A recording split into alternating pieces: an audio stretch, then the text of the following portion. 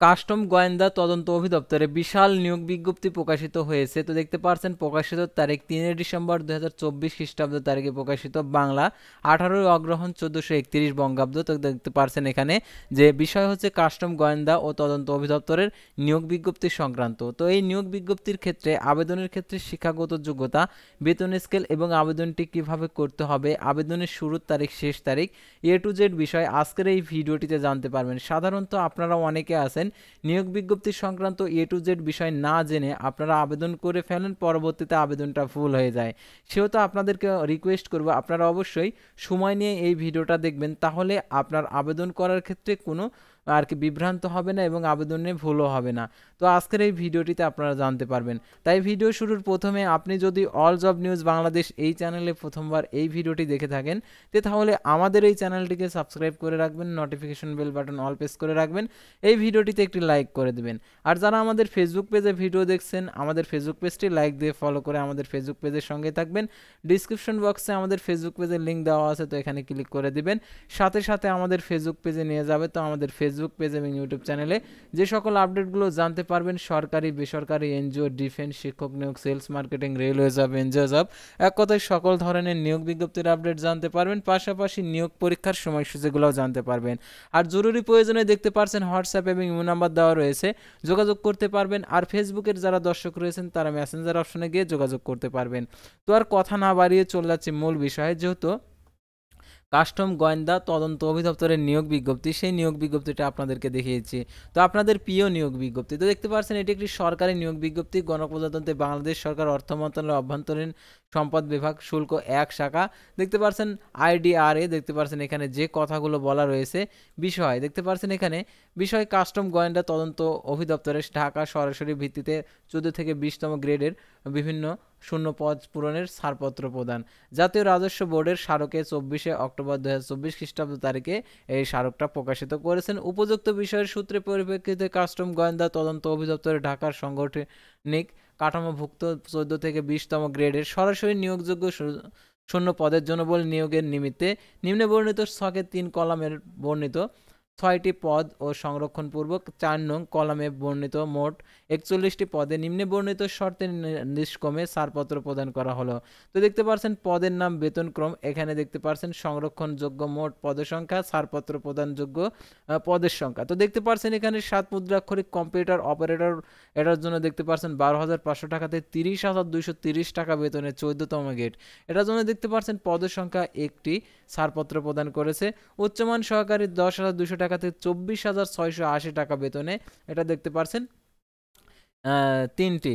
তারপরে দেখতে পাচ্ছেন ক্যাশিয়ার নিবে হচ্ছে 10,200 টাকা থেকে 24,680 টাকা বেতনে, পদের সংখ্যা একটি। গাড়ি চালক নেবে 9,300 টাকা থেকে 22,490 টাকা, এটা নেবে 5টি।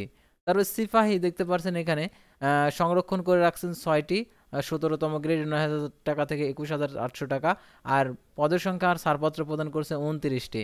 তারপরে MLSS অর্থাৎ অফিস সহায়ক 8,250 টাকা থেকে 20,010 টাকা, পদের সংখ্যা 2টি। সংরক্ষিত পদের সংখ্যা দেখতে পাচ্ছেন 6টি, অর্থাৎ সংরক্ষিত মোট হচ্ছে সংরক্ষণ পদের সংখ্যা 6টি, আর হচ্ছে মোট পদের সংখ্যা ছাড়পত্রের 41টি। তো দেখতে পাচ্ছেন এখানে উল্লেখিত পদ পূরণে, অর্থাৎ আপনারা এই নিয়োগ বিজ্ঞপ্তিটা যেহেতু ছাড়পত্র প্রদান করেছে, এই নিয়োগ বিজ্ঞপ্তিটা প্রকাশিত হলে সাথে সাথে আপনারা আমাদের চ্যানেলে, একমাত্র আমাদের চ্যানেলে জানতে পারবেন। সেহেতু আমাদের এই চ্যানেলটিকে সাবস্ক্রাইব করে রাখবেন। আর যারা আমাদের ফেসবুক পেজে ভিডিও দেখছেন, আমাদের ফেসবুক পেজটি লাইক দিয়ে ফলো করে রাখবেন। তো এখন আবেদনের ক্ষেত্রে যে শর্তাবলী রয়েছে, যেগুলো নীতিমালা আর কি দিয়ে দিয়েছে, সেই নীতিমালাগুলো আপনাদেরকে অবগত হতে হবে। কারণ আপনারা এই নীতিমালা অনুযায়ী আপনি আবেদনের যোগ্য হবেন কিনা, তো আপনারা অনেকে আশায় বসে থাকবেন নিয়োগ বিজ্ঞপ্তিটা কবে প্রকাশিত হবে। তো যদি এই শর্ত অনুযায়ী যদি আপনার কোনো বহির্ভূত কাজ হয়ে থাকে, তাহলে আপনি নিয়োগে অযোগ্য। সেহেতু এই শর্তাবলীগুলো আপনাদেরকে জানতে হবে। তো দেখতে পাচ্ছেন এখানে উল্লেখিত পদ পূরণের যদি বিজ্ঞ আদালতের কোনো নিষেধাজ্ঞা থাকে এবং কোনো রিট মামলা বিচারাধীন থাকে, কোনো মামলায় রায় বাস্তবায়নের বিষয় অপেক্ষমান বা প্রক্রিয়াধীন থাকে, তবে বিজ্ঞ আদালতের নির্দেশনা যথাযথভাবে বাস্তবায়নপূর্বক বিধান মোতাবেক শূন্যপদ পূরণ করতে হবে। ছাড়পত্রের প্রস্তাবের শূন্য পদের সংখ্যার কোনো গড়মিল থাকার কারণে কোনো পদের অতিরিক্ত লোক নিয়োগ পেলে এক্ষেত্রে ভুল তথ্য প্রদানকারী কর্মচারী দায়ী থাকবেন। তো তারপর আমরা পরবর্তী পাতায় চলে যাব। তো যে শর্তগুলো দিয়েছে সেই শর্তগুলো আমাদেরকে জেনে নিতে হবে। তো দেখতে পাচ্ছেন সাংগঠনিক কাঠামো ও পদ সৃষ্টির আদেশে বর্ণিত পদ নাম অনুযায়ী অনুমোদন নিজস্ব নিয়োগ বিধি অনুসরণপূর্বক প্রতি পদে আর কি গ্রেডের পদের বিপরীতে মঞ্জুরিকৃত পদসংখ্যার ভিত্তিতে পদ পূরণ করতে হবে এবং বা ব্যত্যয় ঘটলে সংশ্লিষ্ট নিয়োগকারী কর্তৃপক্ষ দায়ী থাকবে। নিয়োগ বিজ্ঞপ্তি প্রকাশের ক্ষেত্রে জনপ্রশাসন মন্ত্রণালয়ের স্মারকের আর কি অবশ্যই অনুসরণ করা হবে সেপ্টেম্বর মাস 2022-এর যে 22 তারিখের।